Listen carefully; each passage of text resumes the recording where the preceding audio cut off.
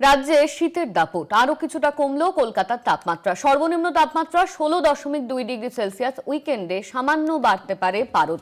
উইকেন্ডে সামান্য বাড়তে পারে তাপমাত্রা, ইতিমধ্যেই এমনটা জানানো হয়েছে। রাজ্যে শীতের দাপট, এই নিয়ে আমরা কথা বলবো। আমাদের সঙ্গে ফোন লাইনে রয়েছেন আমাদের প্রতিনিধি শাশ্বতী রায়।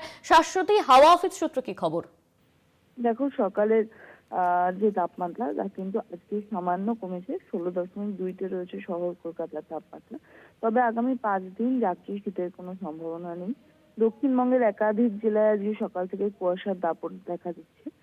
বিশেষত পশ্চিম বর্ধমান, দক্ষিণ 24 পরগনা, বীরভূম এই জেলাগুলির ক্ষেত্রে। অপরদিকে মালদা এবং 2 দিনাজপুরে আজকে কুয়াশার সম্ভাবনা জারি।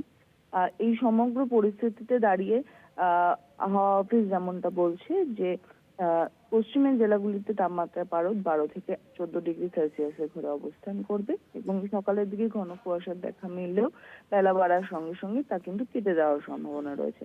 এই পরিস্থিতি আগামী 7 দিন পর্যন্ত একই রকম থাকার কথা এবং 5 দিন বাদে থেকে 2 থেকে 1 ডিগ্রি করে তাপমাত্রা পতনের ইঙ্গিত মিলছে। তবে বড়সড় কোনো তাপমাত্রার পরিবর্তনের সম্ভাবনা নেই বর্তমানে। ধন্যবাদ তোমায় শাশ্বতী। আমাদের সঙ্গে ফোন লাইনে ছিলেন আমাদের প্রতিনিধি শাশ্বতী রায়।